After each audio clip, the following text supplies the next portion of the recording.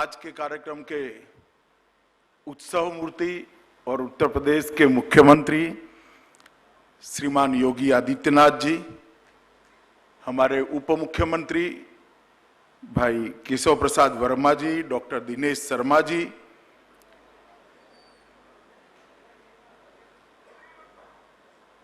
हमारे industry minister Satish Mahana जी, Bharatiya Janata party के नवनिर्वाचित अध्यक्ष और ट्रांसपोर्ट मिनिस्टर स्वतंत्र देव जी, आज के कार्यक्रम में उपस्थित अदानी ग्रुप के श्री गौतम भाई, पेप्सिको के श्रीमान शेख, श्री शिव नाडर, श्री एन चंद्रशेखरन, श्री सी होंग, श्री सुधीर भाई मेहता, डॉक्टर नरेश त्रेहान, श्री संदीप सोम और आज इस कार्यक्रम में उपस्थित सभी भाइयों तथा बहनों।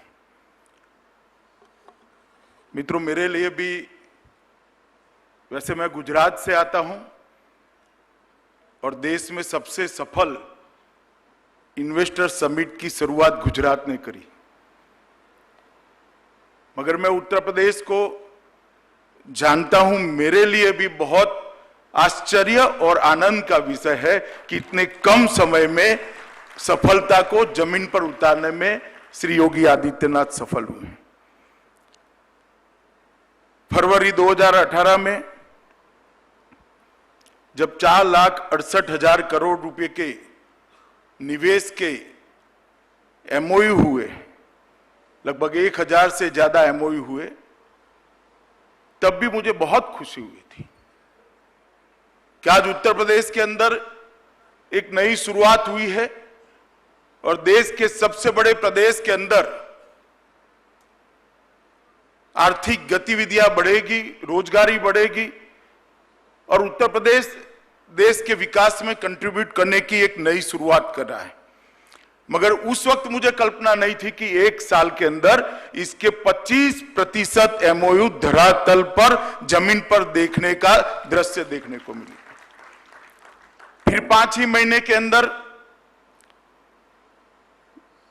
प्रधानमंत्री जी की उपस्थिति में लगभग 81 इकाइयों का शिलान्यास, 60,000 करोड़ रुपए का इन्वेस्टमेंट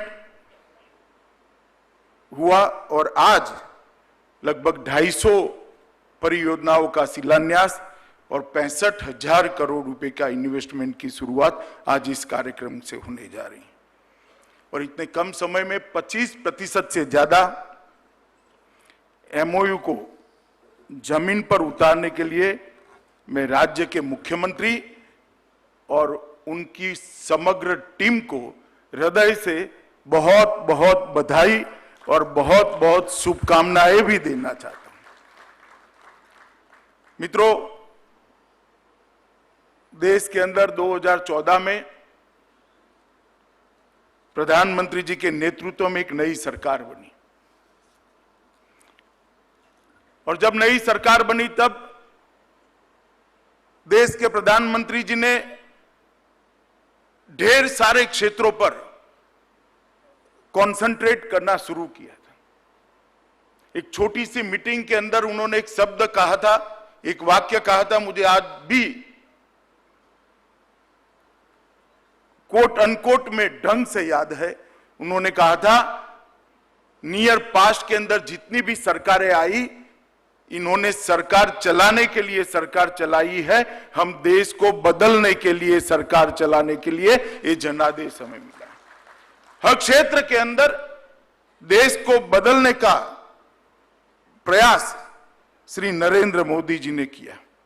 सुरक्षा, आर्थिक विकास, संस्कृति का संवर्धन और जन भागीदारी, ये सभी क्षेत्रों को कंसंट्रेट करते हुए आगे बढ़ने का देश का सर्वसमावेशी, सर्वस्पर्शीय विकास का एक मॉडल नरेंद्र मोदी जी ने देश के और दुनिया के सामने रखा।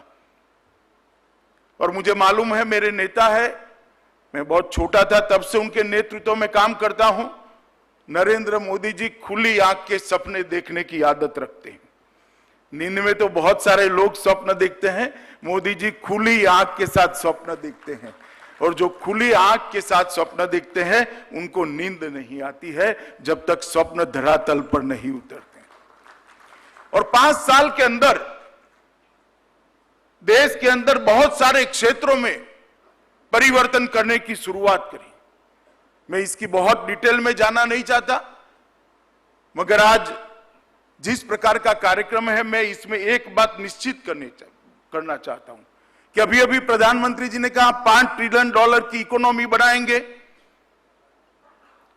इस पर टीका टिप्पणी करने वाले अभी भी टीका टिप्पणी करते हैं, मगर मैं आप सबको बताना चाहता हूं कि 2014 से 2019 तक ये $5 ट्रिलियन की इकोनॉमी बनाने की नींव रखने का काम भारत सरकार ने समाप्त कर दिया गया। और ये आज की बात नहीं, उन्होंने उसी दिन सोचा था कि भारत को कहां पहुंचाना है। और पीछे मुड़कर 5 साल के देश के अर्थतंत्र के अंदर जो परिवर्तन आया है उसको देखते हैं तो हमें मालूम पड़ता है कि किस प्रकार का एक मजबूत कंक्रीट नींव डालने का काम भारत के प्रधानमंत्री ने करा है, और परिणाम भी मिले। अटल जी की सरकार गई 2004 में, तब देश का अर्थतंत्र दुनिया के अर्थतंत्रों की तालिका में 11th प्लेस पर था, 11वें नंबर पर था। 10 साल यूपीए की सरकार चली, 11 से टस का मस्त नहीं हुआ। यूपीए सिद्धि गिनाते थे यूपीए के लोग के नीचे नहीं गए, और एक 5 साल के अंदर 11वें नंबर पर से 6ठे नंबर पर छलांग लगाने का काम प्रधानमंत्री के नेतृत्व में। और इस 5 साल के लिए लक्ष्य रखा है प्रधानमंत्री जी ने कि देश दुनिया के टॉप 3 इकोनॉमी के अंदर भारत का स्थान सुनिश्चित करने के लिए हम प्रयास करेंगे, और इसी में से $5 ट्रिलियन की इकोनॉमी का विचार आया है। पर कैपिटा इनकम 79,000 थी 2014 में, 2019 में 79,000 से बढ़कर एक 5 साल के अंदर ही 1,26,000 तक पहुंची, और आजादी के बाद एक 5 साल में ये सबसे बड़ी बढ़ोतरी दर्ज करने का काम नरेंद्र मोदी जी के नेतृत्व में हुआ। एग्रीकल्चर ग्रोथ रेट -0.2 था, -0.2 थे, बढ़कर 16-17 में एग्रीकल्चर ग्रोथ रेट +6.7 तक पहुंचाने का काम ये भारतीय जनता पार्टी की मोदी सरकार ने किया। और ग्रोथ रेट के चारों सेक्टर में सबसे ज्यादा कठिन एग्रीकल्चर ग्रोथ रेट बढ़ाना होता है, मगर वहां पर भी इस प्रकार की सिद्धि प्राप्त करी। इंटरेस्ट रेट में लगभग 28% की कमी करने में सफलता मिली। करंट अकाउंट डेफिसिट के अंदर -4.8% था, उसको 2.1 तक ले गए। फिस्कल डेफिसिट 5.9 थी, वहां से 3.3 तक ले गए। और इनकम टैक्स भरने वालों की संख्या में, कुछ लोगों को शायद ये मेरी बात अच्छी न लगे, मगर देश के विकास के लिए ये भी बहुत जरूरी है कि लोगों की आय बढ़ी है, क्षमता बढ़ी है, तभी तो टैक्स भरते हैं। इनकम टैक्स भरने वाले भी 3,80,00,000 से 3.8 करोड़ 3,80,00,000 लोग थे, वहां से बढ़कर 6,70,00,000 लोग आज इनकम टैक्स भर रहे हैं। इनडायरेक्ट टैक्स भरने वालों की संख्या भी 65 लाख से बढ़कर 1,20,00,000 हुई। एफडीआई इनफ्लो लगभग 189 बिलियन था, वहां से बढ़कर 286 बिलियन हुआ। फॉरेक्स रिजर्व लगभग 40% की वृद्धि हुई, 304 बिलियन था। फॉरेक्स रिजर्व को जब हम 19 के चुनाव में गए 429 बिलियन तक पहुंचाया। और ग्रॉस टैक्स रेवेन्यू में राज्यों की हिस्सेदारी भी हमने बढ़ाई है। ढेर सारे परिवर्तन किए। दुनिया का सबसे बड़ा सेल्स टैक्स रिफॉर्म, बिक्री कर रिफॉर्म जीएसटी आज हमारे देश के अंदर सुचारू रूप से लागू हो गया।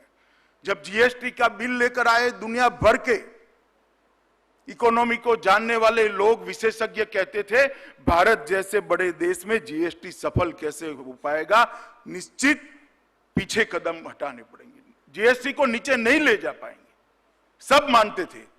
मगर आज मैं आनंद और गर्व के साथ कहता हूं, मोदी जी के नेतृत्व में कश्मीर से कन्याकुमारी और कामाख्या से लेकर कच्छ तक इतने बड़े देश के अंदर जीएसटी सफलतापूर्वक काम कर रहा है। और मित्रों, आर्थिक विकास को बढ़ावा देने के लिए अड़चनें दूर करनी पड़ती। हमें मालूम है कि दुनिया ने बहुत आगे कदम बढ़ा लिए, हमारी देश की व्यवस्था को, हमारे देश के एडमिनिस्ट्रेशन को, हमारी देश की सरकारों के कार्यकलापों को सुधारने की बहुत जरूरत थी। और इसलिए नरेंद्र मोदी जी ने उस वक्त ईज ऑफ डूइंग बिजनेस पर बहुत थ्रस्ट दिया, बहुत जोर दिया। राज्यों के अंदर एक तंदुरुस्त हेल्दी कंपटीशन का आगाज किया, शुरुआत की। हर राज्य अपना ईज ऑफ डूइंग बिजनेस में स्थान कौन सा है वो देखने के लिए हर पहली तारीख को लालायित होता था। इस प्रकार की स्पर्धा का निर्माण किया और उसका परिणाम क्या हुआ? जब राज्य अपने मानांकों को सुधारते गए तो देश का मानांक सुधरना बहुत स्वाभाविक था। जब राज्य अपने मानांक सुधारते गए, देश का भी मानांक सुधरा। सिर्फ 5 साल के अंदर विश्व बैंक के ईज ऑफ डूइंग बिजनेस के तालिका में हम 142 नंबर पर थे, हम 77 नंबर पर 5 ही साल के अंदर पहुंचे। बिजली का उत्पादन हम विश्व बैंक की तालिका में 99वें स्थान पर थे, अब 26वें स्थान पर आए हैं। डिस्ट्रीब्यूशन नेटवर्क सुचारू रूप से कहां है? वहां 120 के 20वें स्थान पर थे, आज 26वें स्थान पर आए हैं। ये सारी चीजों को एक बेसिक ग्राउंड वर्क तैयार किया है 5 साल के अंदर, जिस पर एक बड़ी और मजबूत इमारत देश के अर्थतंत्र की आने वाले 5 साल के अंदर बनाने के लिए प्रधानमंत्री का विजन भी है, प्रधानमंत्री जी का परिश्रम भी है और प्रधानमंत्री जी के पास राज्यों में बिखरी हुई टीम भी है जो इसको आगे ले जाएगी। और जहां तक मैं यूपी की बात करता हूं, मैं उत्तर प्रदेश से जुड़ने का सौभाग्य मुझे 2013 में मिला। मैं आया था तो यहां पर भारतीय जनता पार्टी का चुनाव प्रभारी बनकर, मगर जैसे जैसे मेरा दौरा होता गया, उत्तर प्रदेश की एडमिनिस्ट्रेशन की स्थिति, उत्तर प्रदेश के लोगों की स्थिति, उत्तर प्रदेश की एग्रीकल्चर की स्थिति, उत्तर प्रदेश के कानून और व्यवस्था की स्थिति, ये देखकर मन में बहुत पीड़ा होती थी। कितना बड़ा प्रदेश, देश का सबसे बड़ी आबादी वाला प्रदेश, सबसे ज्यादा पानी की उपलब्धता वाला प्रदेश, सबसे ज्यादा फर्टाइल लैंड वाला प्रदेश, सबसे ज्यादा मानव संसाधन जिसके पास है ऐसा प्रदेश, और सबसे ज्यादा क्षमता है, संघर्षशील लोग है ऐसा प्रदेश कैसी हालत में बिखरा पड़ा है। परंतु 2017 के अंदर भारतीय जनता पार्टी को सरकार बनाने का मौका इस प्रदेश की महान जनता ने दिया और भारतीय जनता पार्टी ने नेता के रूप में आज के मुख्यमंत्री श्री योगी आदित्यनाथ जी का चयन किया। और तब काफी लोगों के मुझ पर फोन आए थे। जब योगी जी को मुख्यमंत्री बनाया, किसी को कल्पना नहीं थी कि योगी जी मुख्यमंत्री बनेंगे। बहुत ढेर सारे लोगों के फोन आए थे कि योगी जी ने कभी म्युनिसिपैलिटी भी नहीं चलाई है। और वास्तविकता थी, नहीं चलाई थी। योगी जी कभी कोई सरकार में मंत्री नहीं रहे हैं। योगी जी सन्यासी हैं, पीठाधीश हैं, और इतने बड़े प्रदेश का आप उनको मुख्यमंत्री बना रहे हो, इतना बड़ा प्रशासनिक काम उनको दे रहे हो जिनके पास प्रशासनिक अनुभव शून्य के बराबर है। तब हमारे नेता नरेंद्र भाई और मैं पार्टी का अध्यक्ष था, हमारा एम एक ही था, जिसके अंदर निष्ठा है और परिश्रम करने की क्षमता है, वो बाकी सभी परिस्थितियों को अपने अनुकूल कर लेता। और यही 2 मानांकों के आधार पर उत्तर प्रदेश का भविष्य भारतीय जनता पार्टी ने योगी आदित्यनाथ के हाथ में सौंपा था। और मैं आज बड़े संतोष के साथ कह सकता हूं, वो निर्णय जो भारतीय जनता पार्टी ने किया था वो उचित ही था और योगी जी ने उसको उचित ठहराने का काम किया। उत्तर प्रदेश के अंदर ढेर सारे परिवर्तन योगी जी के नेतृत्व के अंदर हुए। उत्तर प्रदेश के अंदर सबसे बड़ी जरूरियात थी लोगों के अंदर विश्वास जगाने की। 22 करोड़ की जनसंख्या वाला ये प्रदेश, अगर हर व्यक्ति उत्तर प्रदेश के विकास के साथ नहीं जुड़ता है तो उसकी क्षमताओं का उपयोग उत्तर प्रदेश के विकास के लिए, देश के विकास के लिए नहीं हो सकता है। और इसलिए उसके अंदर आत्मविश्वास जगाना कि उत्तर प्रदेश भी देश में सर्वोत्तम प्रदेश बन सकता है, वो आत्मविश्वास जगाने का काम योगी आदित्यनाथ ने किया है। ढेर सारे सेक्टरों के अंदर आपको आश्चर्य होगा, डॉक्टर त्रेहान यहां बैठे हैं, बहुत बड़े अस्पताल यहां लगाने वाले हैं, नोएडा में भी लगाने वाले, उनका स्वागत है। मगर योगी जी ने, हमने हमारे विजन डॉक्यूमेंट में रखा था कि 40 नए अस्पताल, 40 नई मेडिकल कॉलेज, जिसमें 17 के 17 डिपार्टमेंट है हेल्थ के, वो हम बनाएंगे। 40 मेडिकल कॉलेज। सब हंसते थे, जर्नलिस्ट भी हंसते थे मुझ पर जब मैंने उद्घोषणा करी। मैं बताना चाहता हूं, आज 17 नए मेडिकल कॉलेज उत्तर प्रदेश के अंदर बनाने का काम हमने कर दिया है और 15 पाइपलाइन में पड़े। उत्तर प्रदेश के लोगों को स्वास्थ्य की सुविधाएं देना प्रायोरिटी के आधार पर इस सरकार ने कर दिखा है। मैं आपको गारंटी देता हूं, आप जो लोग पूंजी निवेश करने के लिए आए हैं, उत्तर प्रदेश के अंदर 5 साल में अंतरराष्ट्रीय स्तर के रोडों का इतना बड़ा जाला देखेंगे, शायद ही दुनिया के कोई देश के अंदर। इंफ्रास्ट्रक्चर के लिए एक विजन के साथ, 5 साल के क्षण क्षण की डिवीजन के साथ एक माइक्रो प्लानिंग बनाया गया है। चाहे जलमार्ग का निर्माण हो, चाहे हर घर में बिजली पहुंचानी हो, चाहे बिजली की डिस्ट्रीब्यूशन सिस्टम को ठीक करना हो, उद्योगों को 24 घंटे बिजली पहुंच पाए इस प्रकार की व्यवस्था खड़ी करनी हो, या हर नागरिक को बिजली की उपलब्धता करानी हो। रोड का जाला बनाने का काम किया। डेयरी के सेक्टर से किसानों को, यहां पर जमीन की कमी है जो छोटी हो जा रही है, और लगभग 20 जिलों में डेयरी बनाने की प्रक्रिया भी भारतीय जनता पार्टी की योगी आदित्यनाथ सरकार ने शुरू कर दी। और मित्रों, ढेर सारे काम, बड़ी बड़ी इंडस्ट्रियों का यहां पर उल्लेख हुआ, मगर मेरे लिए उससे भी बड़ा महत्वपूर्ण अगर कोई योजना है तो एक जिला एक उत्पाद का योजना बहुत महत्वपूर्ण है। एक जमाने में उत्तर प्रदेश पूरे देश का सबसे बड़ा इंडस्ट्रियल उत्पादन करने वाला स्टेट था। हर जिले में बहुत सारी संभावनाएं पड़ी हैं। अत्तर भी सबसे अच्छा यहां बनता था, पीतल के बर्तन भी सबसे अच्छे यहां बनते थे, माटी के बर्तन भी यह सबसे यहां बनते थे, चांदी की नक्काशी भी सबसे ज्यादा अच्छी यहां पर बनती थी, कपड़ा भी सबसे ज्यादा अच्छा यहां बनता था, और ये सब परंपरागत रूप से यहां पर विद्यमान था। हमने हमारे संकल्प पत्र के अंदर रखा था कि 5 साल के अंदर हर जिले के अंदर जो परंपरागत उत्पाद है जिले का, उसको हम आइडेंटिफाई करेंगे, उनकी मार्केटिंग की व्यवस्था करेंगे और उसके उत्पादन करने वालों को ऋण मुहैया कराएंगे। और मुझे संतोष है कि एक ही साल के कार्यकाल के अंदर योगी आदित्यनाथ सरकार ने 80 के 80 जिलों के एक एक उत्पाद को ऋण भी मुहैया कराया, मैन्युफैक्चरिंग की फैसिलिटी भी दी, मार्केटिंग के लिए एक प्लेटफॉर्म भी उपलब्ध कराया। आज वो सारे उद्योग, छोटे उद्योग सुचारू रूप से चल रहे हैं और जिसमें उत्तर प्रदेश की आत्मा धड़क रही है।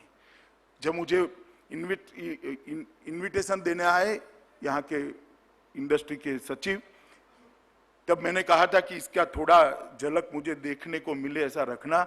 मुझे आनंद है, मैं अभी देखकर ही आया हूं कि कैसे छोटे छोटे लोग पूरी दुनिया में आज एक्सपोर्ट कर रहे हैं। मित्रों, बहुत सारे कदम निवेश के लिए योगी जी ने उठाए हैं। निवेश मित्र नाम की एक सिंगल विंडो सिस्टम शुरू की है। फैक्ट्री लाइसेंस के कम से कम 10 वर्ष की अवधि तक इसको जारी करने का एक क्रांतिकारी कदम उठाया है। 14 बड़े शहरों के अंदर वाणिज्यिक न्यायालय सबसे पहले देश में इतनी बड़ी संख्या में कॉमर्स के लिए मतलब इंडस्ट्री के लिए अलग कोर्ट बनाने का फैसला उत्तर प्रदेश सरकार ने लिया है, जिसके लंबे समय तक किसी को न्याय नहीं देगा। पूरी जमीन का उसको डिजिटल करने का काम शुरू कर दिया है।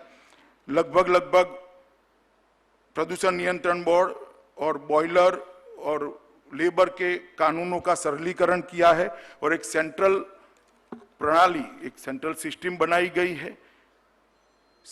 फोकस के सेक्टर भी तय किए हैं, सिविल एविएशन, आईटी, डेयरी, पर्यटन। सबसे ज्यादा पोटेंशियलिटी पूरे देश में टूरिज्म के लिए कहीं है तो वो उत्तर प्रदेश के अंदर है।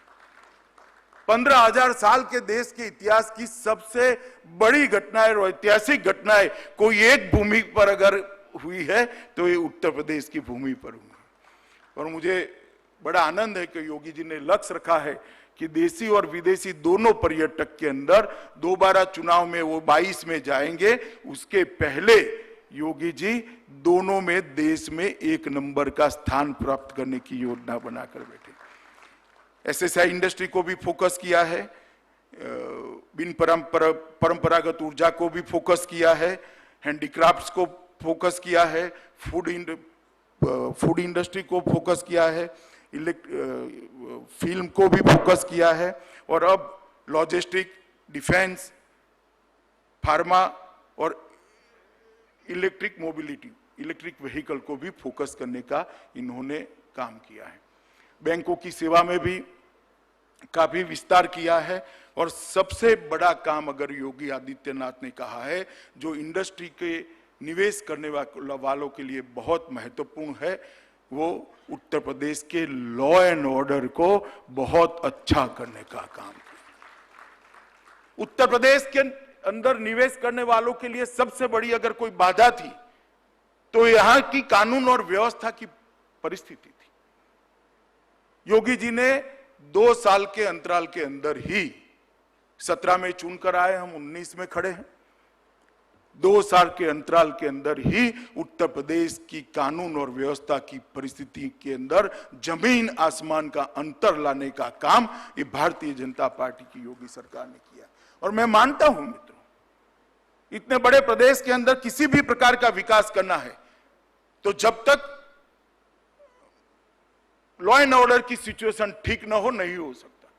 इंफ्रास्ट्रक्चर को भी इन्होंने इसी विजन के साथ, चाहे रेल का इंफ्रास्ट्रक्चर हो, सिविल एविएशन का इंफ्रास्ट्रक्चर हो, जलमार्ग बनाने हो या अंतरराष्ट्रीय कक्षा के रोड बनाने हो, मुझे मालूम है उनके 5 साल की कार्य योजना, मैं आपको गारंटी दे सकता हूं 5 साल के बाद इंफ्रास्ट्रक्चर के मामले में उत्तर प्रदेश पूरे देश में नंबर 1 का राज्य बनेगा। इस प्रकार की योजना लेकर योगी जी चल रहे हैं। और सबसे बड़ी बात कही पारदर्शी प्रशासन देने की। उत्तर प्रदेश के अंदर प्रशासन का राजनीतिकरण इतना हुआ था कि जिसके कारण पारदर्शिता कहीं दूर दूर तक दिखे। फोकस ही प्रशासन का प्रशासन पर न रहते राजनेताओं को खुश करने में रहता था। मैं कोई सरकारों के नाम देना नहीं चाहता, मेरा भी बहुत लंबा अनुभव है राजनीतिक क्षेत्र का, मगर उत्तर प्रदेश में प्रशासन का जितना राजनीतिकरण हुआ था, योगी आदित्यनाथ ने 2 साल के अंदर ही उनको राजनेताओं के सेवक की जगह जनता के सेवक करने का काम किया है। गवर्नमेंट सर्वेंट शब्द जो था, government means not politician, government means जनता। ये परिवर्तन बड़ा लाने का काम योगी आदित्यनाथ की सरकार ने किया है और मैं मानता हूं कि ये मूलभूत परिवर्तन उत्तर प्रदेश के विकास की नींव बना है। मित्रों, ढेर सारे योजनाएं योगी जी आगे लेकर जा रहे हैं और मैं आज जो आप लोग सब लोग पूंजी निवेश करने के लिए आए हैं या अभी नहीं किया है तो करे या न करे सोच रहे हैं, वो उनको भी मैं एक बात कहने आया हूं कि योगी आदित्यनाथ की सरकार के साथ भारत सरकार भी यूपी के विकास के लिए इतनी ही कटिबद्ध है जितनी उत्तर प्रदेश सरकार। मैं थोड़ा अंतर आपको दिखाना चाहता हूं। 13th फाइनेंस कमीशन जब आया, 13th फाइनेंस कमीशन आया तब उत्तर प्रदेश को देश का सबसे बड़ा सूबा, सबसे बड़ी आबादी, सबसे बड़ा भूभाग, 13th फाइनेंस कमीशन ने उत्तर प्रदेश को केंद्र सरकार के खजाने से 3,30,000 करोड़ अलग अलग हेड्स के दिए थे, 3,30,000 करोड़। और नरेंद्र मोदी सरकार आई, 14th फाइनेंस कमीशन आया और 14th फाइनेंस कमीशन ने 3,30,000 करोड़ से बढ़ाकर 8,80,612 करोड़ रुपया उत्तर प्रदेश को दिया। आप समझ सकते हो इसका अंतर। 3,30,000 और 8,80,000 करोड़ का अंतर क्या होता है। ये केंद्र सरकार का कमिटमेंट है कि उत्तर प्रदेश का विकास सिर्फ उत्तर प्रदेश की सरकार की जिम्मेदारी नहीं है, भारत सरकार की भी इतनी ही जिम्मेदारी है जितनी उत्तर प्रदेश सरकार की जिम्मेदारी। और इसलिए मैं आपको आश्वस्त करना चाहता हूं कि योगी जी ने जो भी योजनाएं हाथ में ली, उत्तर प्रदेश प्रशासन ने जो भी योजनाएं हाथ में ली, वो सारी योजनाओं का परिपूर्ण होना निश्चित है। उत्तर प्रदेश के अंदर सुधार आना भी निश्चित है। और इंफ्रास्ट्रक्चर के जो प्रोजेक्ट लिए हैं, एक चमत्कारिक परिवर्तन यहाँ की शिक्षा प्रणाली में, स्वास्थ्य प्रणाली में, यहाँ के बिजनेस और इंडस्ट्री के अंदर, यहाँ के ट्रेड के अंदर चमत्कारिक परिवर्तन आपको देखने मिलेगा आने वाले दिनों में। इसलिए जिसने भी निर्णय किया है यहाँ पूंजी निवेश करने का, मैं मानता हूं बहुत अच्छा और बहुत विजडम के साथ आप लोगों ने निर्णय करा है, आपको उदास नहीं होना पड़ेगा। मित्रों, मैं लंबी बात करना नहीं चाहता, मगर सालों से एक उक्ति मैं सुनता आया था, 16 साल का था तब से, कि प्रधानमंत्री बनना है तो उसका रास्ता लखनऊ होकर जाता है। अटल जी भी बने, नरेंद्र भाई भी बने, उत्तर प्रदेश से ही बने। नरेंद्र भाई वाराणसी से सांसद हैं और ये बात सही थी। 80 सीटें हैं, पहले 85 हुआ करती थी, अब 80 है। तो देश के प्रधानमंत्री बनने का रास्ता लखनऊ होकर ही जाता था। मगर मैं आज कहना चाहता हूं, $5 ट्रिलियन की इकोनॉमी का रास्ता भी लखनऊ होकर जाता है और इसमें $1 ट्रिलियन का कंट्रीब्यूशन मैं सुनिश्चित देखता हूं। और मैं बड़ा आश्वस्त हूं इसके लिए, जिस प्रकार के परिवर्तन यहां हुए हैं और जिस प्रकार की परियोजनाओं को धरातल पर लाने का काम हो रहा है। 1 साल के अंदर ही 2 बड़े कार्यक्रम और इसके अंदर 1,20,000 करोड़ के इन्वेस्टमेंट को जमीन पर उतारना मैं बहुत बड़ी सिद्धि मानता हूं। मित्रों, मैं आज भारत सरकार की ओर से, योगी आदित्यनाथ जी की ओर से, जिन लोगों ने उत्तर प्रदेश के विकास के लिए यहां पूंजी निवेश किया है, सभी लोगों का हृदय से धन्यवाद करता हूं और आपको विश्वास दिलाना चाहता हूं कि आपने जो आशाएं रखी है उत्तर प्रदेश सरकार से, वो निश्चित समय के मापदंड पर खरी उतरेगी। कहीं पर भी ये सरकार इसमें पीछे नहीं हटेगी। और मैं बहुत बहुत मन से बधाई और साधुवाद देना चाहता हूं श्री योगी आदित्यनाथ, उनकी पूरी मंत्रिमंडल को, उनके उद्योग मंत्री श्री महाना को और मुख्य सचिव के नेतृत्व में पूरी एडमिनिस्ट्रेशन की टीम को कि उत्तर प्रदेश के अंदर लैंड बैंक हो, ऐसा स्वप्न आपने पूरा किया है। मैंने पहली मीटिंग में कहा था कि भाई आपके पास लैंड बैंक ही नहीं है, कैसे करोगे, मगर ये बहुत बड़ा काम आपने 2 साल के अंदर परिवर्तन दिखाया। इसलिए आप सबको हृदय से बधाई देना चाहता हूं और फिर से एक बार आप सबको कहना चाहता हूं, आइए उत्तर प्रदेश में निवेश करिए और उत्तर प्रदेश को सर्वोत्तम प्रदेश बनाने में योगी आदित्यनाथ के हाथ मजबूत करिए। आपका बहुत बहुत धन्यवाद।